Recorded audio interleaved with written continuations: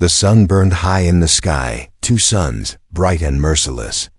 The red sand stretched for miles with no end in sight. The wind blew sharp and dry, carrying dust that scratched skin like tiny knives. Selah lay on the sand, unmoving. Her long, gray skin was blistered from the heat. Her breathing was shallow. Her legs were badly bruised, and her right arm didn't move. Her dress was torn. Her body was covered in cuts. Above her, black-winged vultures circled in the sky. She was not dead, but almost. Her family had left her there. Just hours ago, she had been in a moving sky caravan with her clan. But when she got injured during the tribal battle, they called her useless. A broken woman had no value to them. They feared she would slow them down. So they stopped in the desert, pushed her out, and flew away. "Leave her," her mother had said coldly. "She cannot walk. She cannot fight. Let the desert claim her." Number 1 cried. No one looked back. Now, Selah stared at the sky, her lips cracked and dry. She had no water. No food. No chance. "I don't want to die," she whispered. But no one heard. Far in the distance, a small figure moved over the dunes. It was a man, not from her tribe. Not even from her planet. It was a human. Jack Connor, a lone explorer from Earth, had landed nearby just the day before. He was on a survey mission studying the land and recording strange species for the Terran archives. He was used to harsh environments, but this desert was different, hotter, wilder, dangerous. He walked slowly, wearing a desert suit and carrying a scanner. Then he saw something unusual in the sand, something not natural. A shape. He raised his scanner and zoomed in. A body? Jack's heart skipped. He moved faster now, careful not to waste water or breath. As he reached the shape, his eyes widened. It was a woman. Alien but beautiful in her own way. Her skin had a silver-blue glow, though now it was burned. Her hair was tangled. Her eyes were barely open. "Hey," he shouted. "Can you hear me?" No answer. He knelt beside her and checked her pulse. Faint, but alive. Jack reached into his pack and pulled out a small water pouch. He gently lifted her head and poured a few drops into her mouth. She coughed, then gasped. She was alive. Jack sighed in relief. "You're going to be okay," he whispered. The woman's eyes opened a little. Her vision was blurry. She saw a shape above her, a figure in strange clothes, with kind eyes. A human? Why would a human help her? Selah tried to speak, but her throat burned. Jack didn't wait. He picked her up carefully, her body light in his arms. She didn't resist. She couldn't. He carried her across the sand, back toward his camp, a small tent set between two rocks, shielded from the sun. Inside, he laid her gently on a mat. He gave her water drop by drop, then covered her with a cooling blanket. She slept. Hours passed. The suns began to set. The wind grew colder. Jack watched her, puzzled. What was an alien woman doing out here alone, half dead in the sand? He scanned. Her body, broken ribs, sprained ankle, deep bruises. But no weapons, no supplies. Was she attacked? He wondered aloud. Or left behind? As night came, Jack stepped outside and looked at the stars. He heard distant howls, wild beasts that hunted at night. He knew they would have torn her apart if he hadn't found her. He walked back into the tent. She was still breathing. Her chest rose and fell slowly. Jack sat beside her and shook his head. "Who left you out there to die?" Suddenly, her lips moved. Family," she whispered, eyes still closed. Jack leaned in. "What?" She spoke again, barely a breath. "My family threw me away." Then she passed out. Jack stared at her, stunned. Her own family? Left her in the desert like garbage? He clenched his fists. This wasn't just a rescue. This was a betrayal. A crime. And now, this alien woman's life was in his hands. Outside, the vultures still circled, waiting for death. But they would have to wait. Because one human had chosen to care. Asterisk. The tent was quiet. Too quiet. Jack sat near the edge of the mat, watching the alien woman sleep. The soft light from his lantern flickered over her face. Her breathing was weak, but steady. Then something strange happened. Her fingers moved slowly, and then she whispered something. Jack leaned closer, thinking she might wake up, but before he could say a word, her eyes flew open. Not calm, not gentle. Terrified. She tried to sit up fast, but her body screamed in pain. She gasped and collapsed back onto the mat, breathing hard. "It's okay," Jack said quickly, holding up both hands. "You're safe. I'm not going to hurt you." But her eyes were wide with fear. To her, he was a stranger, a different species. She had no idea what his touch meant, or if he came to finish what her family had started. She didn't speak, didn't move, just stared at him, breathing fast. Jack slowly reached out to check her temperature, but the moment his hand touched hers, she flinched like he had burned her. She turned her face away and whispered, "Don't, please don't." Jack froze, his chest tightened. Her voice wasn't just afraid, it was broken. She wasn't scared of him. She was scared of everyone. Jack sat back, giving her space. "I'm not here to hurt you," he said softly. "I pulled you from the sand. You were alone, dying. I gave you water, that's all." She didn't reply, but her breathing slowed a little. Minutes passed. She looked at him again, this time with less panic, but still no trust. Jack pointed at himself. "I'm Jack, human." She stared, then she pointed at herself weakly. "Selah." Her voice was cracked and dry like old paper. Jack nodded. "Nice to meet you, Selah." She didn't answer. Instead, she closed her eyes and whispered one word. "Why?" Jack blinked. "Why what?" She opened her eyes again and looked right at him. "Why did you save me?" That question cut through the air like a knife. Jack took a breath. He didn't have a perfect answer. He just said the truth, because no one else did. A silence followed, heavy, sad. Selah looked away. "They said I was useless, that the vultures would take me, that the desert was better than feeding." Jack felt a lump in his throat. Her family had thrown her away like trash. He had seen terrible things in his life, wars, betrayals, greed. But this? Leaving someone alone to die under two suns, it was cruel.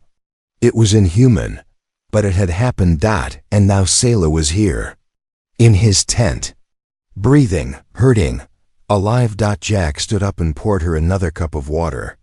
He helped her sip it carefully. Her hands still shook. Then he gave her a protein bar, small, soft, easy to chew. She ate it slowly, like she hadn't eaten in days. "You're safe now," Jack said, but Selah shook her head. "They'll come back." "Who?" "My clan. My brothers. If they find me with a human, they'll kill us both." Jack's eyes narrowed.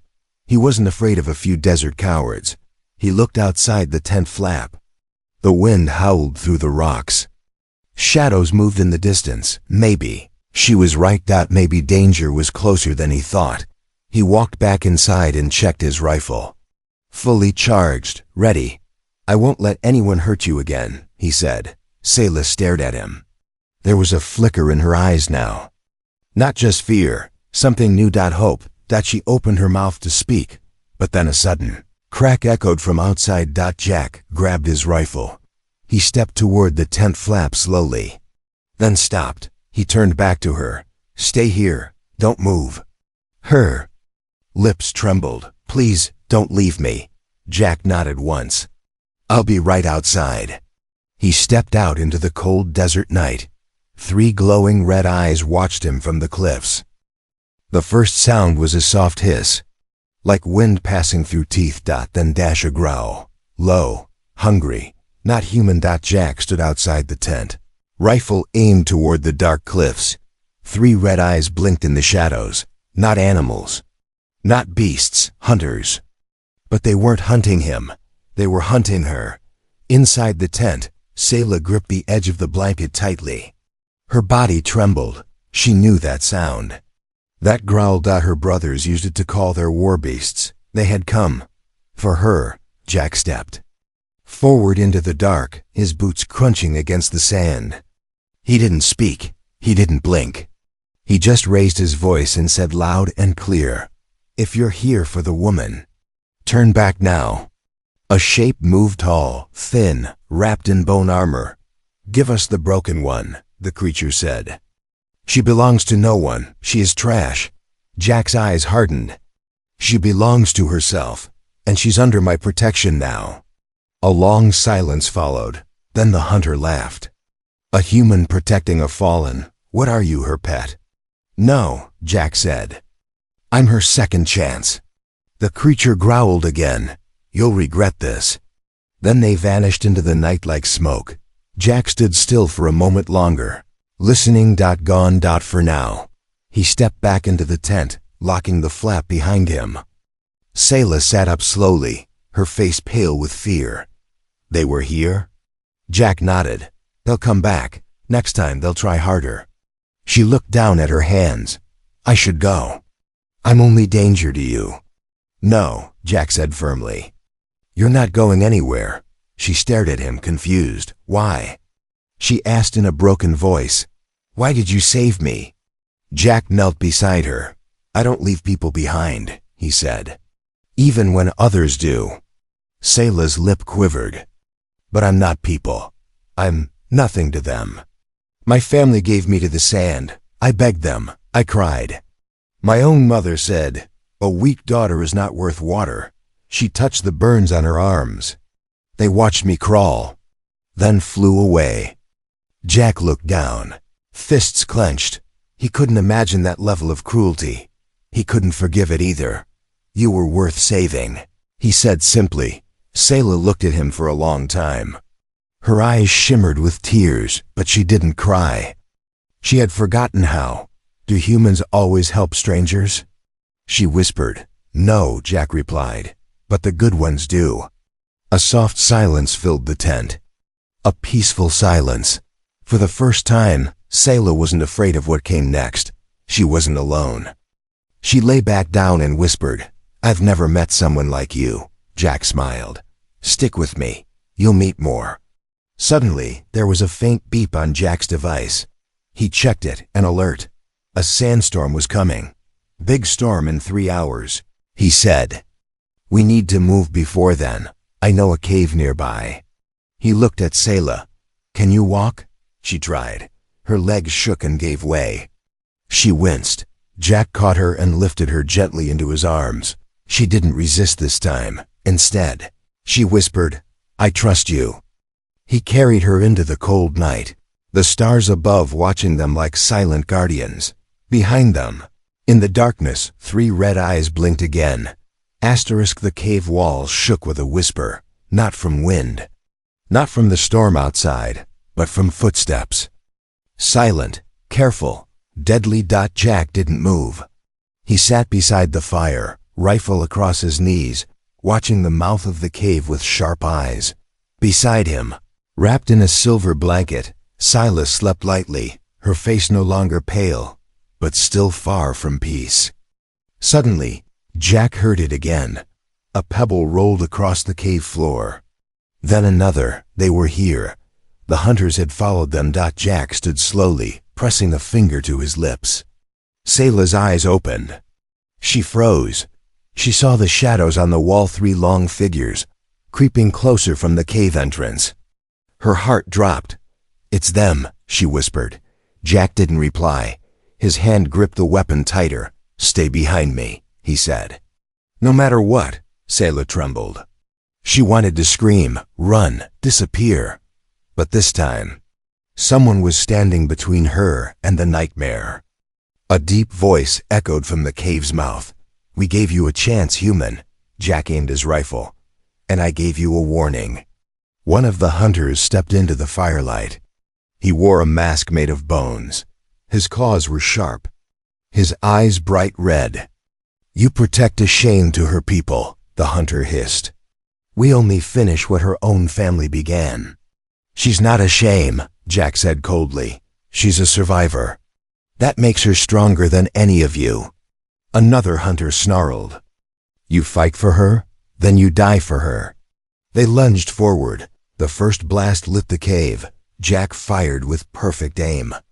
The lead hunter screamed and dropped to the ground, smoke rising from his shoulder. The other two leapt over the fire. Jack rolled sideways, pulling Selah down with him. Stay low. One hunter swung a blade Jack blocked with the rifle, sparks flying. They struggled, fought hand to hand. Jack kicked the creature back, then fired again, missed. The second hunter rushed toward Selah. She screamed, but before the blade could touch her, Jack tackled the attacker with full force, slamming him into the rock wall. The cave shook. Blood sprayed. Silence followed. Only one hunter remained now, the one with the bone mask. The leader. He stood at the cave's edge, breathing heavy. His claws were wet with blood his own. You're strong, human, he growled. But you don't understand her kind, even if she lives. She will never be one of yours. Jack wiped blood from his mouth. Then I'll teach her how to live like one of mine. The hunter paused, then turned and disappeared into the night. Jack didn't chase him. He dropped to his knees beside Selah. You okay? He asked, voice rough. She stared at him, shaking. You fought them, for me. I told you, he said. No one's hurting you again. Tears ran down her cheeks. I'm not worth this. Jack looked at her firm. Yes, you are. Selah touched his arm. Her hand was cold, but steady. I've never seen anyone fight for me, she whispered. Not once in my life. Well, Jack said, helping her sit up, get used to it. Outside, the wind howled louder. But inside the cave, a broken girl was starting to believe in something new. Not just survival, but maybe a future. She didn't wake from sleep, she woke from fear. Even in rest, Selah's body flinched. Her hand twitched.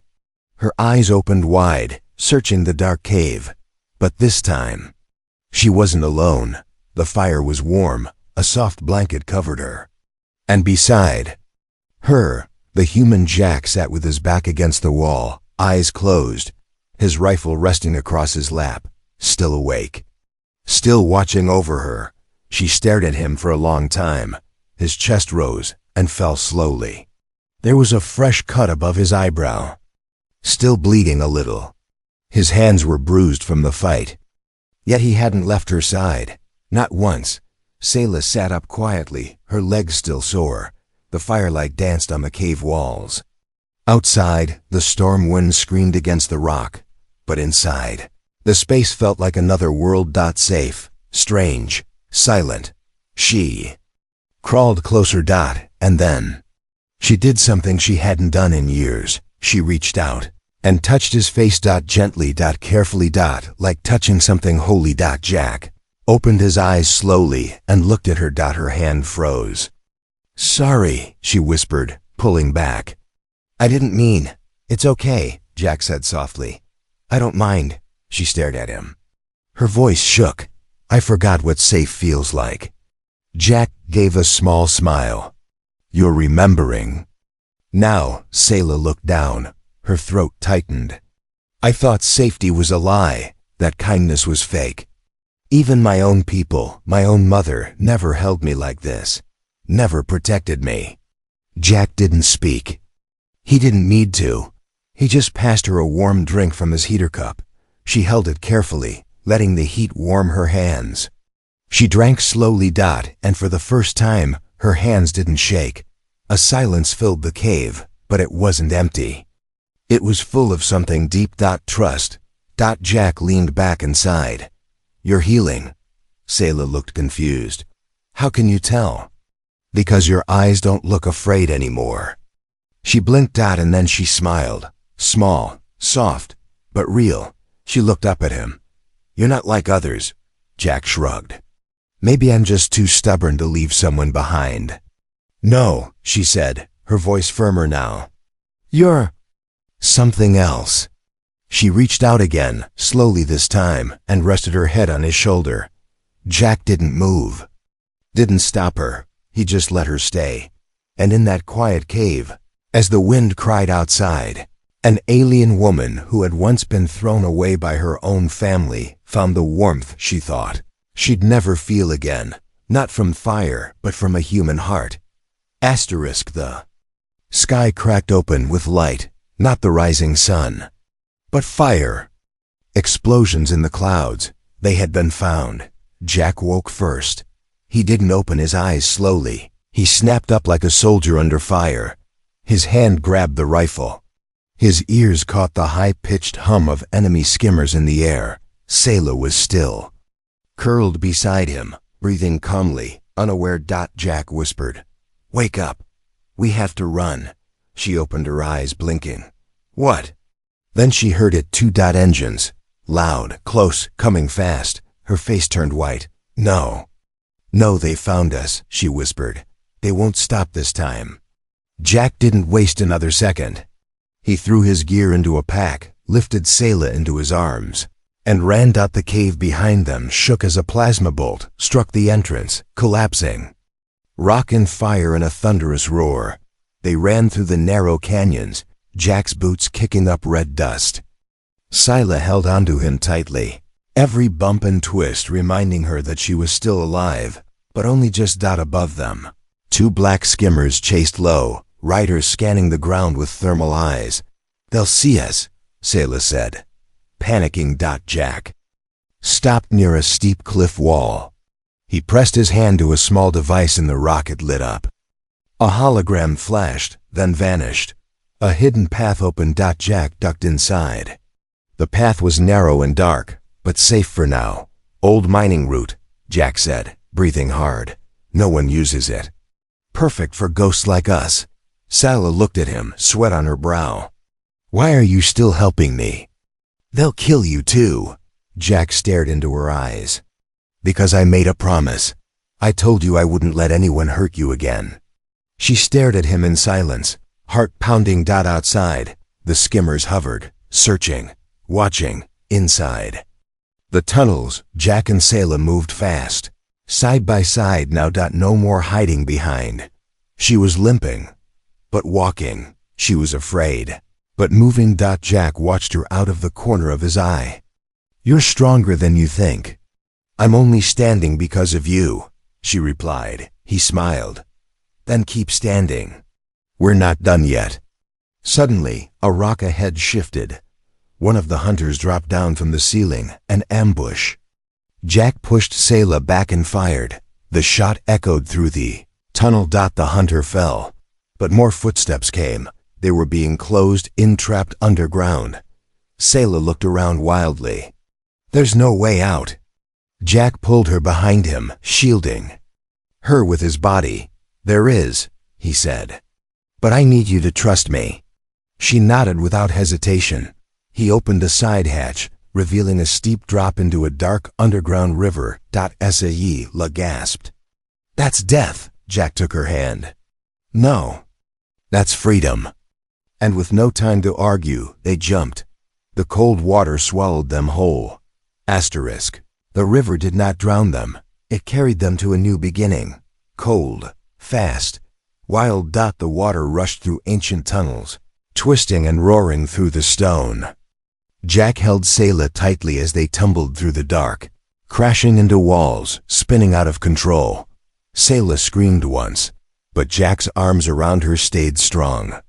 She held onto him, not because she was scared, but because she finally trusted someone. Minutes later, they were thrown out into a quiet lake, glowing softly under a sky full of strange stars. They crawled to the shore, gasping, soaked, exhausted, but alive. Sayla rolled onto her back and stared at the sky. She had been left to die under 2 suns. Now she looked up at a new sky, in a land she'd never seen before. She whispered, "Are we free?" Jack smiled beside her. "Yes, we made it." The 2 lay there in silence, listening to the water and wind. No engines. No hunters. No screams. Just peace. Days passed. Jack contacted a human base hidden in the mountains. They came by night, quiet and careful, and took Sayla in under protection. They cleaned her wounds, gave her warm food, real clothes, a soft bed, and no one called her a burden. One day, an officer pulled Jack aside and asked, "Why did you risk your life for her?"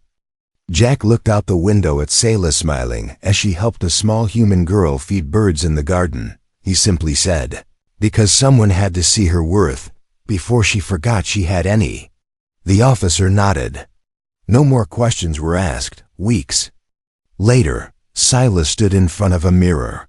She didn't recognize the girl staring back. Stronger, healthier, free. She touched her face, then turned as Jack entered the room. "I barely remember the girl in the sand," she said. Jack smiled. "That's good. She's not there anymore." Sayla walked up to him and placed her hand gently on his chest. "I owe you everything." "No," Jack said. "You owe yourself everything. I just gave you the chance." She looked up at him, her voice soft but steady. "Then let me walk with you, wherever you go." He nodded once, without hesitation. They stepped out into the sun together, not the same burning sun that tried to end her life, but a warmer one, beginning anew. Life not as prey, not as trash, but as something rare. A survivor, a partner, a story that would never be forgotten.